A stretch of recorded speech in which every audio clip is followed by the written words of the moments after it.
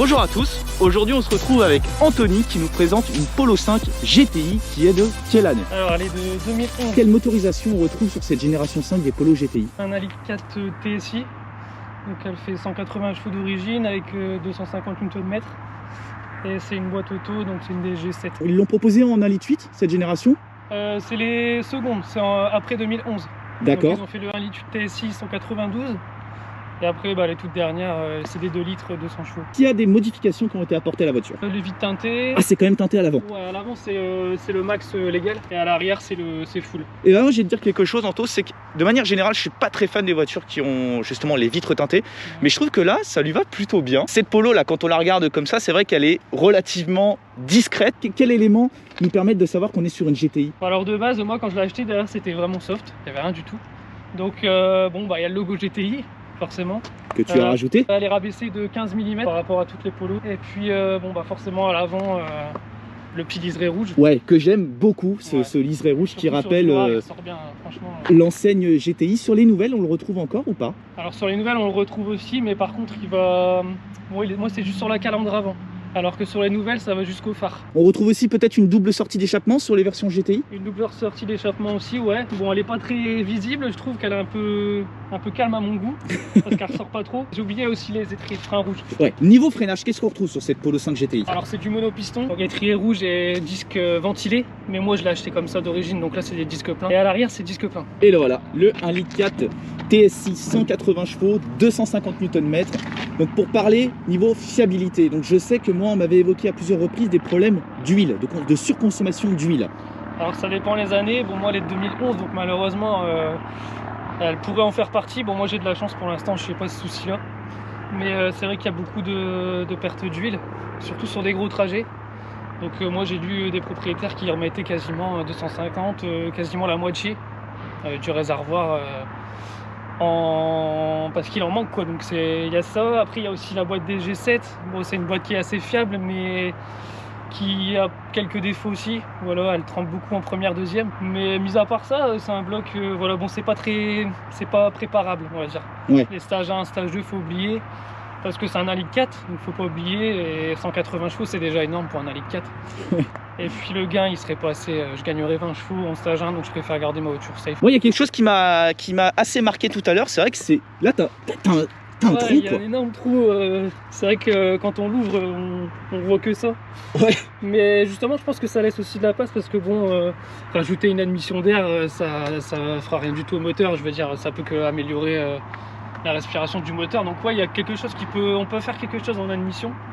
Mais moi pour l'instant bon, j'ai mis qu'un filtre à air et puis j'ai laissé dans la boîte à air pour pas trop que ça prenne de chaleur. Au niveau échappement, moi je l'ai eu d'origine, donc il y a un intermédiaire, un silencieux. Mais c'est vrai que d'origine ça fait zéro bruit quoi, c'est vraiment très discret. Donc bon, j'ai pensé à mettre une ligne, mais avant de mettre une ligne je me suis dit je vais déjà supprimer un intermédiaire silencieux.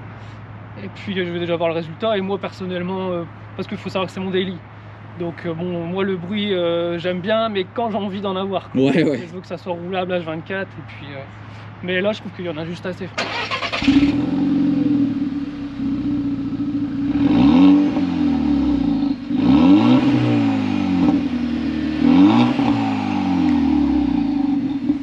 Ouais, c'est pas mal quand même. Ouais, c'est pas mal. Il y a même des mini retours. Mais par rapport aux frais que ça m'a coûté de retirer l'inter, je trouve ça vraiment pas mal franchement. Ouais. Pour ne pas citer la Clio par exemple, et c'est pas fameux. Pour faire du bruit sur une Clio 4RS, il faut obligatoirement retirer le silencieux arrière. Pour passer sur l'intérieur, donc moi il y a quelque chose que j'aime particulièrement. Ce sont ces sièges en tissu style un petit peu écossais qu'on appelle Jackie, c'est ça? Ouais, c'est ça, on appelle ça Jackie. Ouais, c'est spécial quand même comme appellation. Ouais, je sais, honnêtement, je sais pas d'où ça vient. Bon, après, au moins, on est sûr de pas l'oublier quoi. Ouais, c'est clair. Cet intérieur est, je trouve, relativement sobre. Là où ça peut peut-être manquer un petit peu de touche de sportivité, c'est au niveau des couleurs. Donc c'est un ensemble noir qui prédomine dans tout l'intérieur. Le volant est beau quand même, je trouve. Ouais, le volant franchement il est pas mal. Bon, mis à part les palettes, c'est pas très cool quoi, parce que bon, en plus il tourne avec le volant. Mais bon, je vais sûrement rajouter des extensions. Moi j'aime bien des compteurs qui sont sobres, quand même gradués jusqu'à 280, c'est pas mal pour une simple Polo. Hein. Ouais, alors d'origine ça tape 2,30 max. C'est marrant parce parce que tu vois, ça me fait penser quand on était à l'époque, là, quand on allait au Nürburgring avec mon ami Lucas. D'ailleurs, on te salue. On s'était tiré la bourre sur l'autobahn et tu parles de 2,30, ça fait parce que la Clio bloquée à 2,30 et lui aussi. Bon, après, on était sur une route qui n'était pas forcément de très très bonne qualité, Ouais. mais ouais, je te confirme que ça prend bien 2,30. Ouais. Ça prend bien 2,30, ouais. Donc, tu as ton toit panoramique qui apporte tout de suite plus de lumière Ouais, dans l'habitacle. Là. Surtout avec les vitres teintées à l'arrière full, même quand on recule en plein jour, c'est pas évident. Ouais. Donc j'avoue que le petit toit ouvrant il fait plaisir. Tu nous viens de quoi, Anto? T'avais quoi comme voiture avant? Alors avant celle-là, j'avais une DS3 Performance. Ok. Donc c'était une série spéciale, ça elle était toute noire. C'est des voitures qui sont relativement rares. Alors surtout celles que j'avais, les Performances, on n'en voit pas beaucoup. Enfin par chez moi, j'en voyais peut-être 2-3, mais c'est tout. Qu'est-ce que tu retrouves comme bloc là-dessus? Alors c'est un 1.6 THP. Donc c'est le même moteur que les 208 by Peugeot Sport. Tu la positionnes comment en performance par rapport à cette Polo GTI?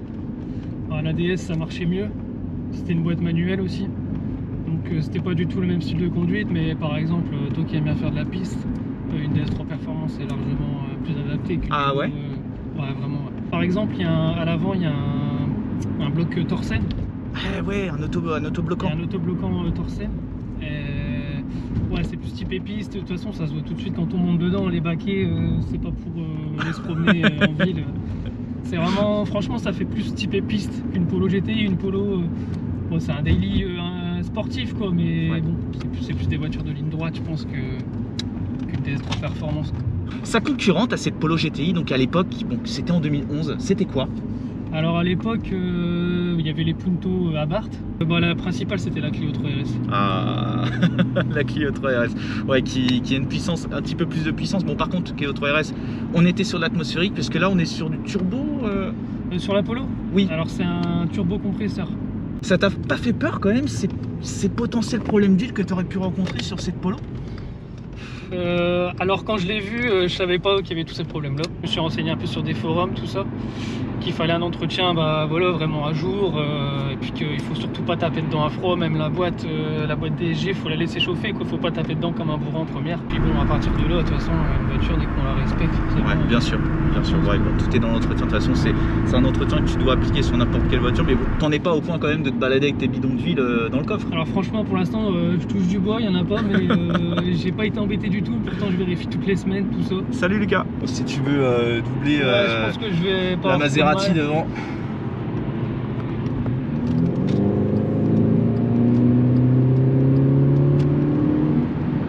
T'étais pied dedans quand même là? Non, j'étais pas à fond. et T'étais pas à fond, donc j'étais- t'as gardé quand même une petite marge Ouais. pour nous surprendre. Faut rappeler aussi que cette Polo GTI, bon bah c'est pas un foudre de guerre, hein, on est que sur on est sur une petite cylindrée, donc un litre 4, 180 chevaux, d'autant plus que là il y a quand même 2 passagers, donc du poids en plus à traîner, surtout que sur les petites cylindrées, dès lors qu'on leur met un petit peu de poids, c'est pareil, c'est le cas aussi pour la Clio, je te le dis clairement. Ça se ressent tout de suite sur les performances. Est-ce que tu as des projets de circuit avec cette Polo GTI? Puisqu'on n'en voit pas beaucoup faire du circuit. Non, alors j'aimerais bien. Bon, après, le problème, c'est que c'est mon daily. Donc, bon, bah, les autos, ça coûte cher. C'est pas que ma voiture, c'est aussi celle de ma femme. Donc, il faudrait que madame, elle accepte aussi. Mais ouais, j'aimerais bien tenter. Bon, même si je pense qu'avec une Polo, ça restera un peu juste niveau puissance. Mais juste pour découvrir, parce que j'en ai jamais fait, quoi. Alors un peu de juste niveau puissance, je suis d'accord. Par contre, si tu vas au Nürburgring, je te le dis clairement, tu vas t'éclater avec. Ouais. On y avait été avec d'ailleurs mon ami Lucas qu'on a salué tout à l'heure. On saute ou pas? Ouh, cher. Et on s'était vraiment éclaté, et avec 180 chevaux, c'était totalement délirant sur le Nürburgring.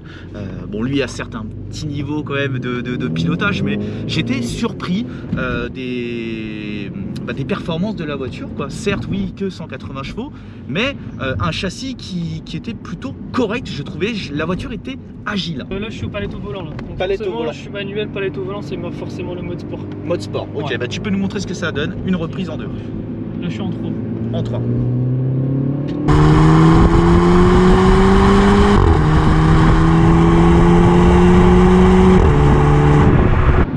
Ouais, bon, ça marche pas mal. Bon, après, on le rappelle, il y a du poids, On est sur une petite cylindrée, on est sur une puissance de moins de 200 chevaux, donc faut pas s'attendre à des performances folles. Mais bon, ça s'élance plutôt bien. J'aimerais quand même qu'on puisse voir au moins une reprise en deux, pour voir un petit peu plus le côté agressif, rageur, reprise, tu vois. Sur nos petites GTI, je pense que c'est mieux De partir en deux. de partir en deux pour vraiment se rendre compte du potentiel de la voiture. Allez, montre-nous, Anto. Ouais, je mets pied dedans. Ah ouais, là je me sens mieux.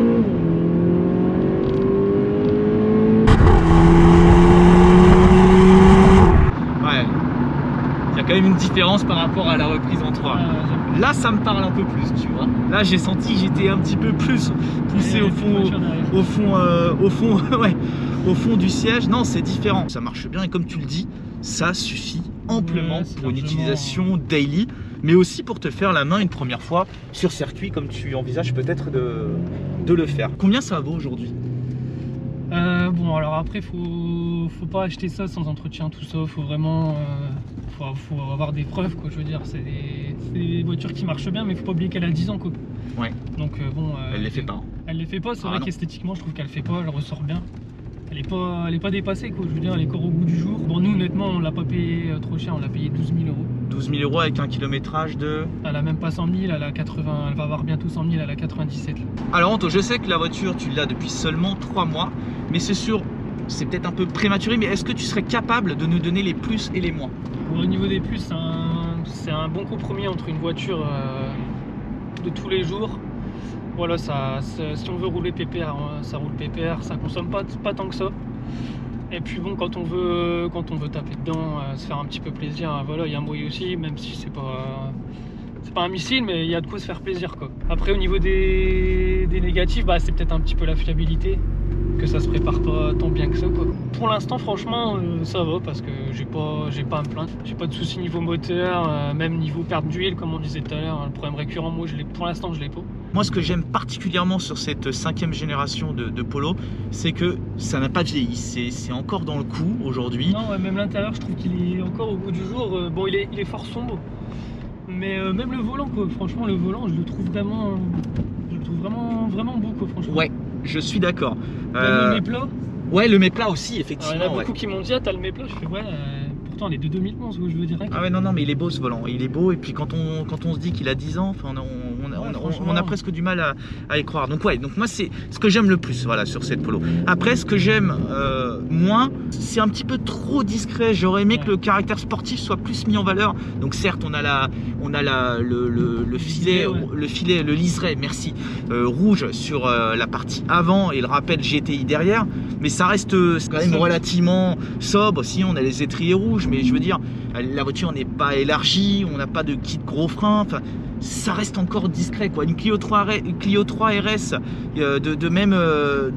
d'une année équivalente, c'est beaucoup plus démonstratif, radical, exactement. C'est le seul petit reproche que je pourrais lui faire. Mais sinon, une bonne caisse en soi qui est proposée sur plusieurs motorisations, donc ça c'est un bon point.